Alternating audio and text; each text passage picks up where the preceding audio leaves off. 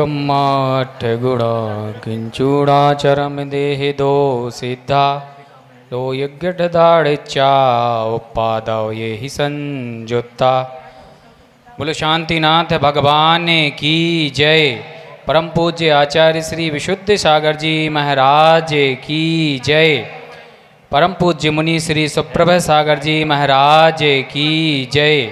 परम पूज्य मुनि श्री प्रणत सागर जी महाराज की जय। परम पूज्य मुनि श्री सौम्य सागर जी महाराज की जय। परम पूज्य आर्का माता जी की जय। छुल्का माता जी की जय। सुप्रभ ओवाच यूट्यूब चैनल, आदिनाथ चैनल और विदिशा में चतुर्मास रथ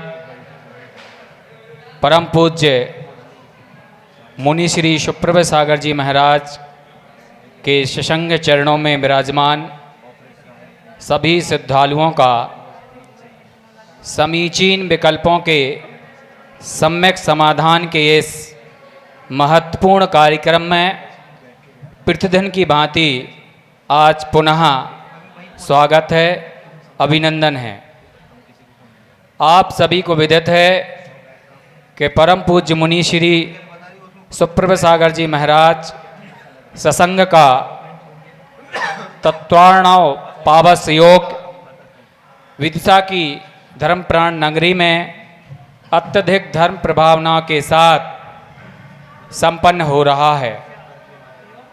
अनेक आयोजनों के माध्यम से विदिशा नगरी में पूज्य मुनि त्रय के द्वारा धर्म की गंगा निरंतर प्रवाहित हो रही है।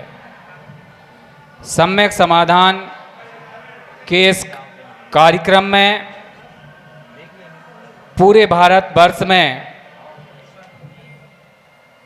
श्रद्धालुओं ने अपने अनेक समीचीन विकल्पों का आगमोक्त समाधान पाया है, जिससे उन्होंने अपने जीवन को प्रशस्त करने का, अपने जीवन को उन्नत बनाने का मार्ग पूज्य श्री के माध्यम से सीखा है, जाना है, पहचाना है।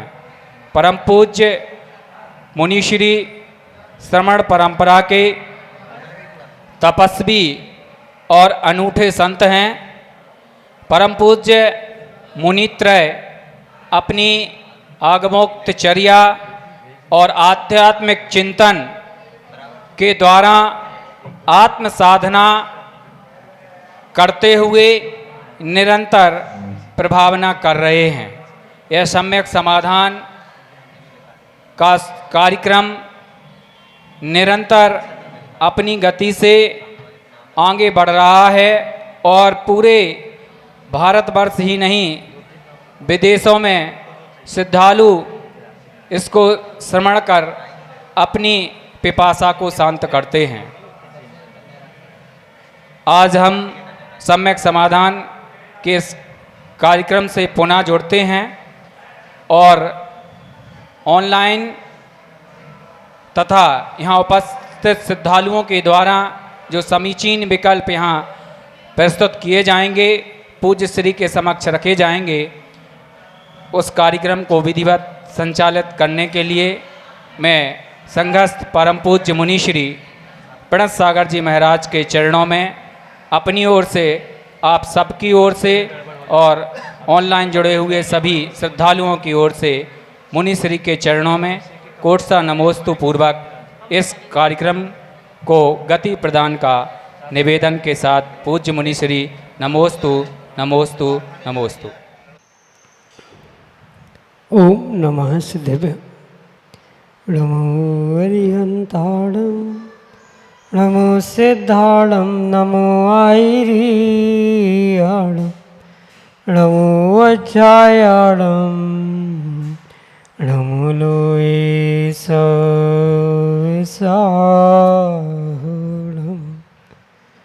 पंच परमष्टि भगवान की परम पूज्य आचार्य भगवंत गुरुवर विशुद्ध सागर जी मुनि महाराज की परम पूज्य मुनि श्री सुप्रभ सागर जी महाराज जी की।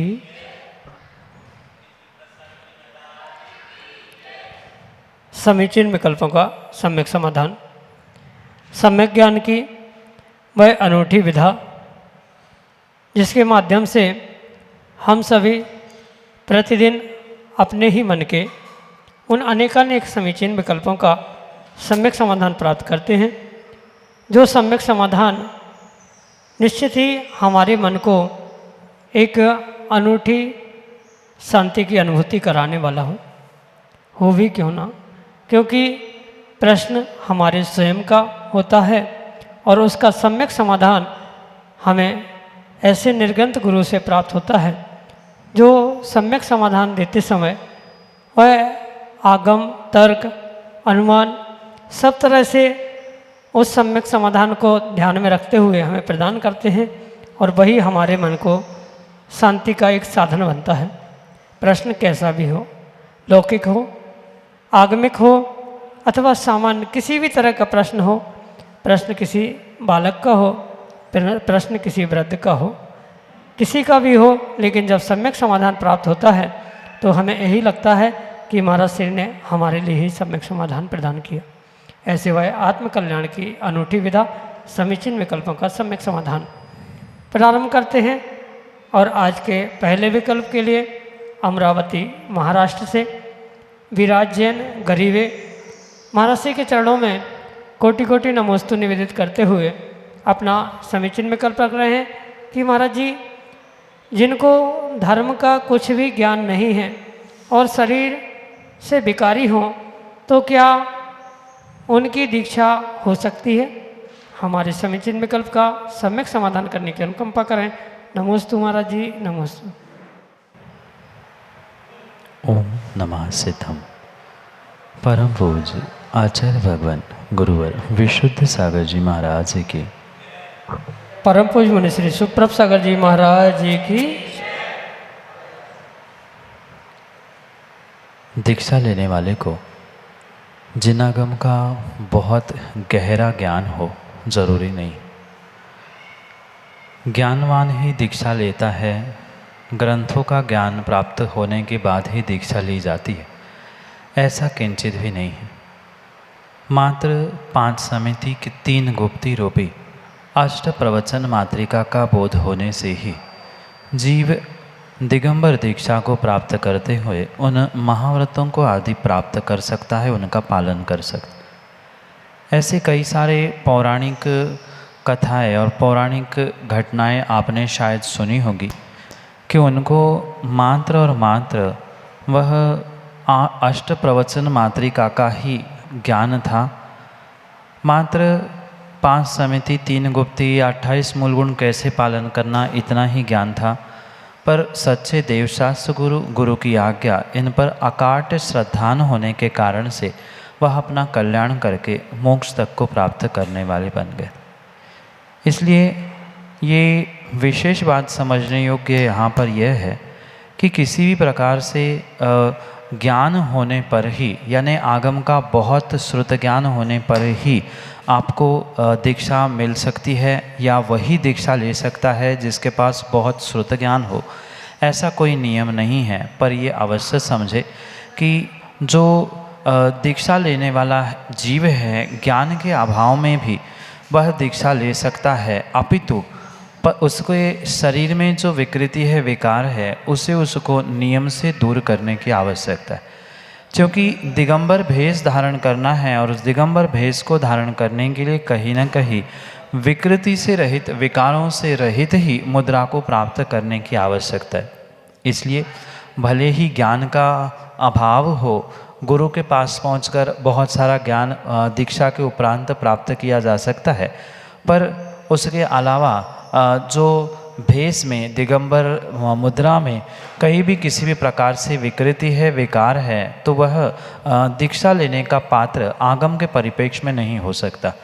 और इसी कारण से ज्ञान होने पर भी विकृति है या ज्ञान नहीं होने पर भी विकृति है, तो ऐसे दोनों परिस्थितियों में किसी भी प्रकार से वह जीव दीक्षित दिगंबर मुद्रा में दीक्षित नहीं हो सकता। शुल्लक, ऐलक आदि स्थान वह प्राप्त कर सकता है।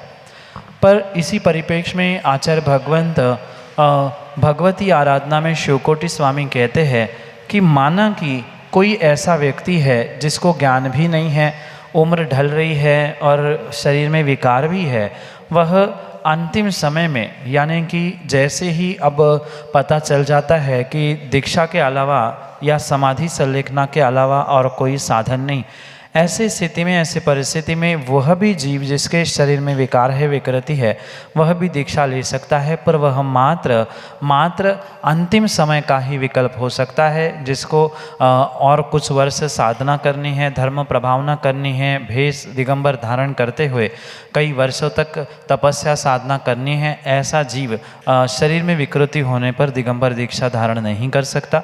ऐलक शुल्लक बन के हुए साधना कर सकता है।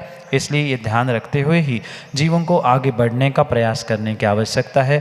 पर ये विशेष बात समझे कि ज्ञान हो ही ज़रूरी नहीं है। ज्ञान के अभाव में भी गुरु की श्रद्धा, सच्चे देवशास्त्र गुरु की श्रद्धा से आप आने वाले समय में चारित्र की विशुद्धि से ज्ञान प्राप्त कर सकते हैं। पर शरीर में विकृति हो और वो किसी मेडिकल साइंस से ठीक नहीं हो पा रही हो, तो वह कभी भी दीक्षा नहीं ले सकता। यही आपके लिए सम्यक समाधान। ऋचा प्रतीक्षा है इंदौर मध्य प्रदेश से। महाराज जी के चरणों में बारंबार नमोस्तु निवेदित करते हुए अपना समीचीन विकल्प रख रहे हैं कि महाराज जी आपने सम्यक समाधान में बताया था कि उपवास में ही श्रावक को मुख शुद्धि के पश्चात ही गुरु और भगवान के समक्ष जाना चाहिए। तो क्या जितनी बार मंदिर जाएं उतनी बार मुख शुद्धि करना चाहिए? हमारे समीचीन विकल्प का सम्यक समाधान करने की अनुकंपा करें।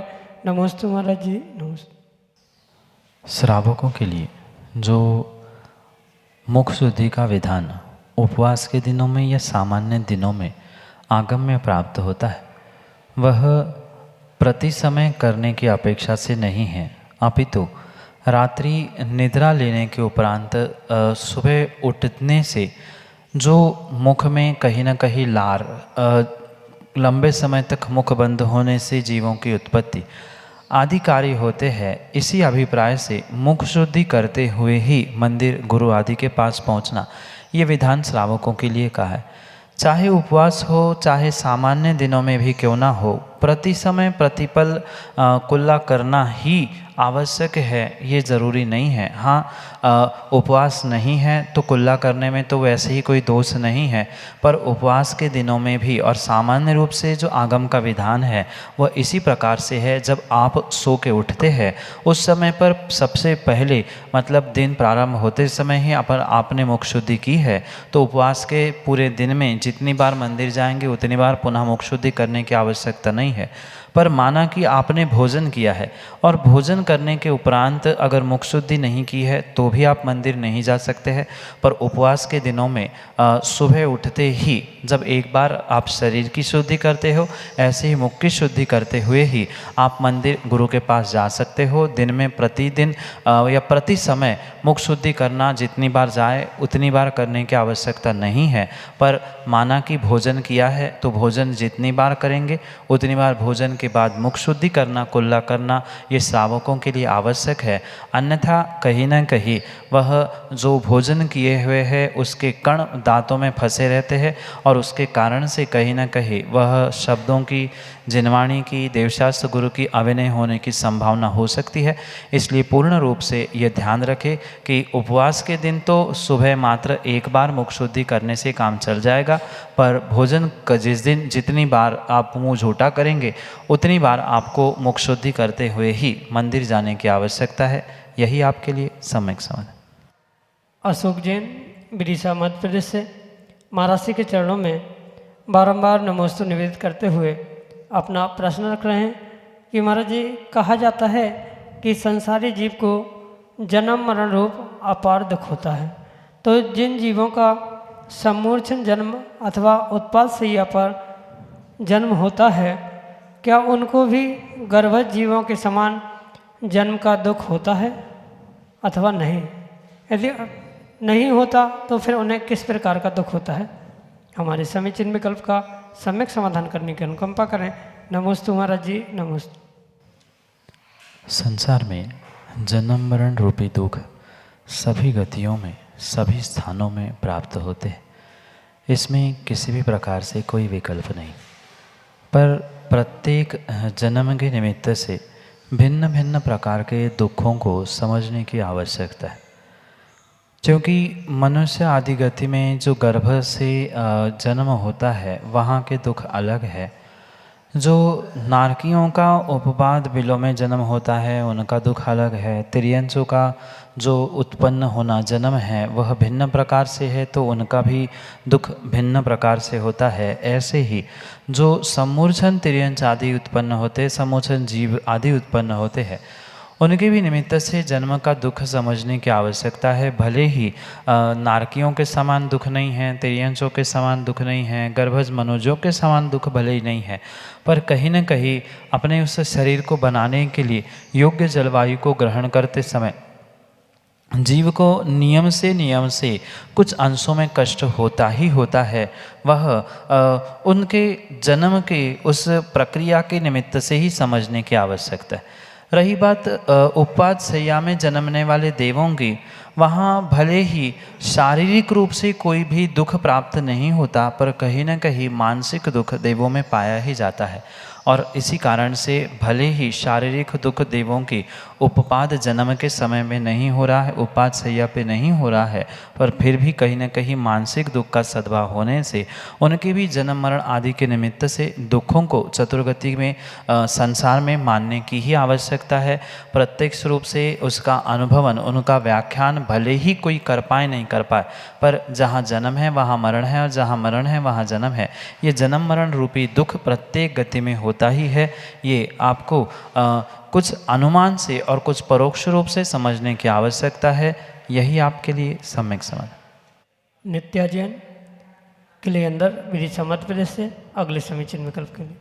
महाराज जी, मेरा यह प्रश्न है, जिन बच्चों ने पाठशाला का फास्ट फूड का नियम लिया था, जिन बच्चों टूरियो पाल नहीं हुआ, उन बच्चों को कितना पाप लगेगा। नमोस्तु महाराज। फास्ट फूड का त्याग करना ये बहुत अच्छी बात है, क्योंकि जितनी बीमारी, जितने रोग फास्ट फूड के खाने से हो रहे हैं उतने अन्य किसी सामग्री के सेवन से नहीं हो रहे। इसलिए फास्ट फूड का त्याग करना, उसके त्याग का नियम लेना वह उत्कृष्ट बात होने पर भी अगर कोई जानबूझकर पुनः नियम लेने के बाद, फास्ट फूड का त्याग करने के बाद पुनः खा रहा है, उसका सेवन कर रहा है, तो कहीं ना कहीं उसे बहुत बड़ा पाप अवश्य ही लगा है। भले ही वह अनजाने में भी खा ले, पर जिसने वह नियम जान के अनजाने में तोड़ा है उसके लिए तो बहुत बड़ा पाप लगेगा ही लगेगा। और वह पाप और विशेष होगा या और अधिक होगा अगर नियम आपने किसी गुरु महाराज के साक्षी से लिया है, क्योंकि ऐसा कहा जाता है गुरु के साक्षी पूर्वक लिया गया नियम प्राणों का अंत होने पर भी नहीं छोड़ना चाहिए, नहीं टूटना चाहिए। पर फिर भी टूट रहा है तो कहीं ना कहीं आपको उसका पाप लगेगा ही लगेगा, और वह विशेष यानी अधिक पाप उस निमित्त से आपको लगेगा। इसलिए किसको कितना पाप लगेगा, किसको क्या पाप लगेगा, यह व्यक्ति के स्वयं के परिणामों पर निर्भर होता है। पर यह पक्का है कि पाप अवश्य लगेगा। जो जानकर तोड़ेगा उसे अधिक पाप लगेगा, जो अनजाने में तोड़ेगा उसे कम लगेगा। इस प्रकार से कम अधिक पाप हो सकता है, पर नियम टूटा है मतलब नियम से पाप लगा है, और वो भी गुरु के साक्षी पूर्वक लिया हुआ अगर नियम टूटा है तो वह विशेष रूप से पाप का भागी हो सकता है। इसलिए सोच समझ कर नियम ले, जितना पाल सके उतना ही नियम ले, और नहीं पाल सके तो नियम ना ले, और नियम ले ही लिया है तो वह पूर्ण रूप से उस नियम को प्राणांतवि हंतव्यम यानी प्राण जाने तक भी उस नियम का पूर्ण शक्तिपूर्वक पालन करने की आवश्यकता है, अन्यथा बहुत बड़ा पाप आचार्य भगवंतों ने कहा है, व्रत तोड़ना, नियम तोड़ना ये बहुत बड़ा पाप कहलाता है।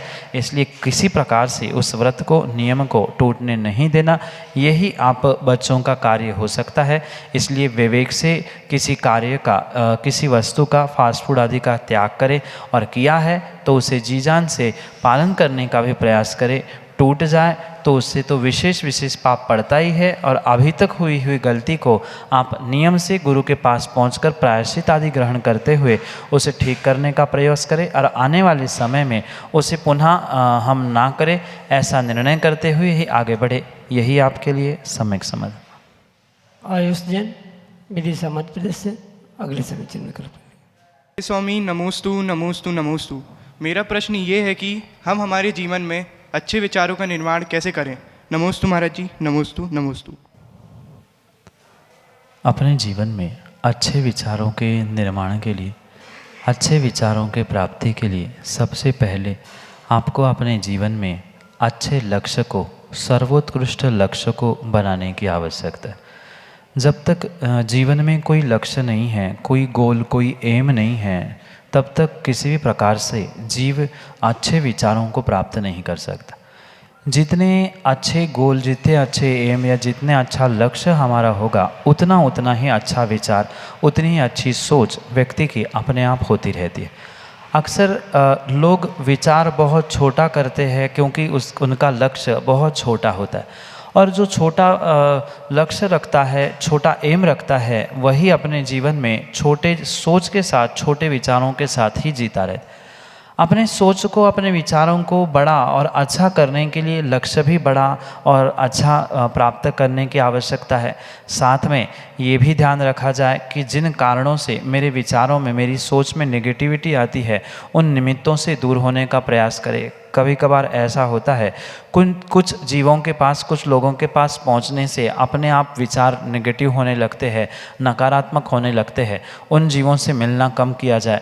कुछ ऐसे स्थान भी हुआ करते हैं जहां पहुंचते ही अपने आप एक माइंड अपसेटनेस लग जाता है, या कहीं ना कहीं हम अपने जीवन में अच्छा कर पाएंगे कि नहीं कर पाएंगे, डीमोटिवेट होते हुए भी कई स्थानों, कई व्यक्तियों के निमित्त से देखने में आता है। तो ऐसे व्यक्ति, ऐसे स्थान, ऐसे क्षेत्रों से परिपूर्ण रूप से अपने आप को बचाने का प्रयास करें, क्योंकि अगर उन्हीं लोगों के साथ, उन्हीं स्थानों में पुनः हम पहुँचेंगे, पुनः उनसे संबंध होगा, तो पुनः वही हम अपने आप में डीमोटिवेट होते हुए नेगेटिव सोच, नेगेटिव विचारों से भर सकते। इसलिए पहले जो स्वयं ही नेगेटिव विचारों से युक्त है, ऐसे लोगों से दूर रहने का प्रयास करें। जिन स्थानों पे या जिन व्यक्तियों के पास पहुंचने पर हमारे भीतर भी नेगेटिविटी बढ़ती है, नकारात्मक विचार आते हैं, ऐसे भी लोगों से, ऐसे भी स्थानों से दूर होने का प्रयास किया जाए, तो ही कुछ अंशों में हम अपने आप से उस पॉजिटिव विचारों को, अच्छे विचारों को, सकारात्मकता को प्राप्त कर सकते।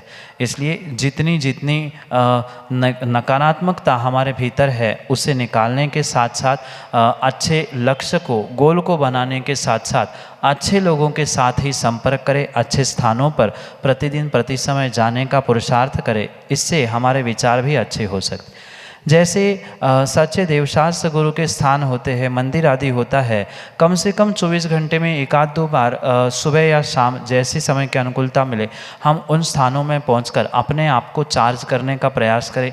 क्योंकि सच्चे देवशास्त्र गुरु पॉजिटिविटी से, बहुत सारे सकारात्मकता से भरे हुए होते, अच्छे विचारों से, अच्छे आचरणों से युक्त होते, और जिनका आचरण अच्छा होता है, जिनके विचार अच्छे होते हैं, उनके पास पहुंचने से उनकी प्रत्याशक्ति, उनकी नज़दीकता, उनके कारण से हमारे भी विचार अच्छे होते। जैसे नेगेटिव लोगों के पास पहुंचने से हमारे भीतर नेगेटिविटी आती है, ऐसे ही पॉजिटिव लोगों के पास, यानी सच्चे देवशास्त्र गुरु जो ऊर्जा से भरे हुए होते हैं, उनके पास पहुंचने से हमारा जीवन, हमारे विचार, हमारी सोच भी अपने आप पॉजिटिव हो सकती है। इसलिए कम से कम दिन में एक आध दो बार प्रभु के गुरु के दर्शन कर लेना, जाप आदि माध्यम से शरीर की नेगेटिविटी को दूर कर लेना, शरीर के योगा या ध्यान आदि के माध्यम से भी शरीर की नेगेटिविटी को दूर कर लेना, मन की नेगेटिविटी को दूर कर लेना, इन सब के माध्यम से हम अपने विचारों को अच्छा कर सकते हैं। और अच्छा विचार पूर्ण रूप से तभी होगा जब हमारा लक्ष्य अच्छा होगा। किसी को दुख नहीं देना, किसी को परेशान नहीं करना, किसी को सताना नहीं, ऐसे अच्छे विचार भी तभी आ सकते हैं जब हम अपने जीवन में कुछ अच्छा करने का उद्देश्य रख सकते हैं। इसलिए हम अपने उद्देश्य को, लक्ष्य को भी अच्छा कर ले और उसके साथ साथ भीतर की नेगेटिविटी, नेगेटिव निमित्त इनसे दूर होते हुए अपने विचारों को सकारात्मक बनाने का प्रयास करें। यही आपके लिए सम्यक समाधान। अक्षत जैन पुरवाल विदिशा मध्य प्रदेश से अगले समीचीन विकल्प के लिए। गुरुवर के चरणों में बारंबार नमोस्तु नमोस्तु नमोस्तु। महर्षि, मेरा प्रश्न ये है कि महावीर स्वामी एक हैं, जैन धर्म एक है, मोक्ष मार्ग का रास्ता एक है, तो दिगंबर, श्वेतांबर, सोनगढ़िया और लमेचू ये सब अलग अलग क्यों हैं? नमोस्तु गुरुदेव, नमोस्तु। ये परम सत्य है कि मोक्ष मार्ग एक है, सत्य एक है, धर्म एक है। महावीर भगवान क्या, सभी तीर्थंकर का भेष, सब कुछ एक है। पर कहीं ना कहीं यह पथ एक होने पर भी, मार्ग एक होने पर भी जो अहंकारी जीव थे, उन अहंकारी जीवों ने अपने उस अहंकार को पथ के ऊपर विराजमान करते हुए पंथ बना दिए। जैसे पथ पर बिंदी लगती है पंथ बन जाता है, ऐसे ही अहंकार की बिंदी जहाँ जहाँ लगी वहाँ वहाँ पंथ, संप्रदाय, बंटवारा आदि सब कुछ देखने में आता है। जबकि एक ही पिता की 4 संतान होने पर भी एक घर में वो 4 संतान नहीं रह पाती है। कहीं न कहीं आपस में वह मान कषाय के कारण टकराव होता है, लोभ कषाय के कारण टकराव होता है, वह चारों भाई अलग अलग हो जाते। बिल्कुल ऐसा ही एक ही महावीर भगवान, एक ही आदिनाथ भगवान, ये सब कुछ बिल्कुल एक समान होने पर भी, उन्होंने बताया हुआ सत्य धर्म एक होने पर भी, मोक्ष मार्ग एक होने पर भी कहीं न कहीं वह भीतर प्रत्येक जीव की अहंकार की जो परिणति चल रही है, वह अहंकार की परिणति ही धर्म में बंटवारा करने के लिए निमित्त बन रही है। जो ये जितने भी बंटवारे आपको वर्तमान में दिख रहे हैं, चाहे पंथों को लेकर 13, चाहे 20 हो, चाहे निर्ग्रंथों को लेकर, संतों को लेकर, जितने भी बंटवारे आज दिखने में आ रहे हैं, ये मात्र और मात्र अहंकारी जीवों की ही परिणति है। किसी भी भगवान ने, किसी भी पूर्वाचार्यों ने कोई भी ऐसी व्यवस्था नहीं की गई है, चाहे दिगंबर, श्वेतांबर आदि की भी व्यवस्था क्यों ना हो। इनके बंटवारे के पीछे भी बहुत बड़ा इतिहास है, जो कि आपको समय पाकर किसी निर्ग्रंथ गुरु से या किसी आगम ग्रंथ से समझने की आवश्यकता है। वहाँ भी कहीं ना कहीं गुरु की बात ना मानने के कारण से ही उन शिष्यों को जो उत्तर भारत में रहे, उनके द्वारा ये श्वेतांबर मत पुष्ट किया गया, जो कि पंथ बन के आज चल रहा है। 13-22 पंथ की बातें हो, सोनगढ़ देवगढ़ की बातें हो, ये कहीं ना कहीं आगम के विपरीत अहंकार की परिणति के कारण ही देखने में आ रहा है। जहाँ अहंकार है वहाँ बंटवारा है, चाहे घर हो चाहे धर्म हो। ये धर्म में जितने भी बंटवारे, पंथ, संप्रदाय, जाति भेद आदि दिख रहे हैं, मात्र और मात्र अहंकार के पीछे ही हो रहे, अहंकार के अभाव में नहीं हो रहे। यही आपके लिए सम्यक समाधान। श्रीमती सपना मोदी विदिशा मध्य प्रदेश से अगले समीचीन विकल्प के लिए। गुरुवर नमोस्तु नमोस्तु नमोस्तु। गुरुवर हमारी ये जिज्ञासा है कि समूह शरण में जैसे मेंढक गया था, वैसे छिपकली भी जाती है क्या?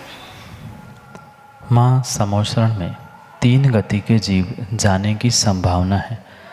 संभावना का मतलब ये नहीं है कि कंपलसरी सभी जीवों को वहाँ पहुँचना ही आवश्यक है। उन गतियों के जो भव्य जीव है, जिनकी भवितव्यता नियत है, जिनको श्रद्धान है, वो ही वहाँ पर समूह शरण में पहुँचते हुए भगवान के दर्शन, दिव्य ध्वनि आदि सुनना आदि कार्य करते। जैसे मेंढक के निमित्त से आपने कथानक सुना, वह एक मेंढक जाने से सभी मेंढकों को जाना अनिवार्य है ऐसा नहीं है। और कोई छिपकली के बारे में कथानक नहीं आया तो छिपकली नहीं जा सकती, ऐसा भी नहीं है। जो तिर्यंचों का कोठा कहा गया है, उस तिर्यंचों को कोठे में जो भव्य जीव है वह किसी भी प्रकार से हो सकते हैं।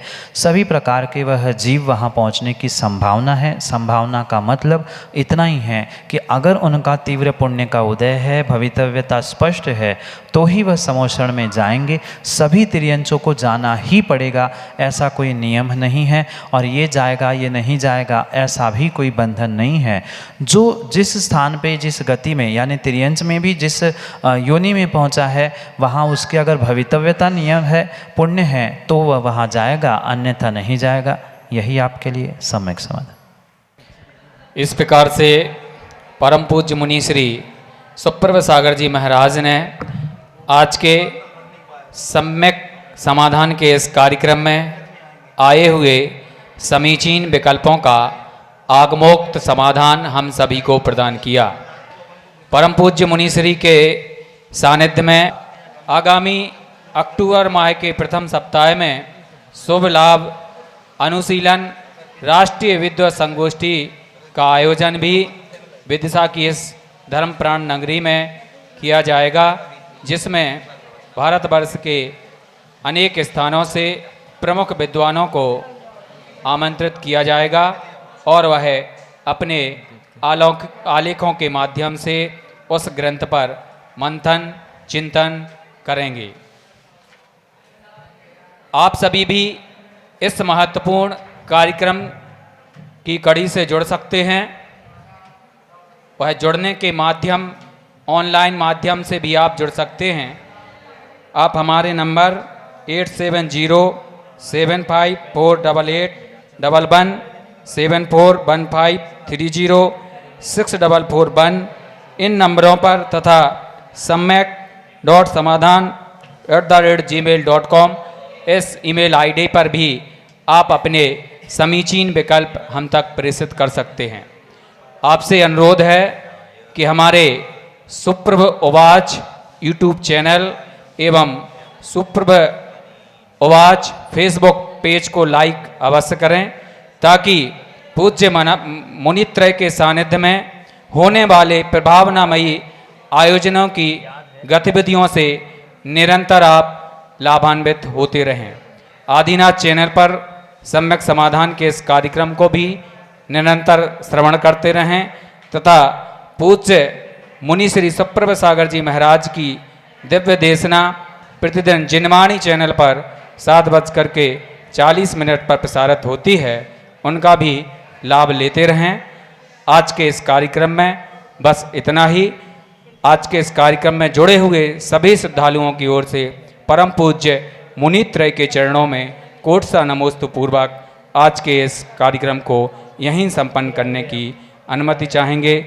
नमोस्तु गुरुदेव, नमोस्तु गुरुदेव, नमोस्तु।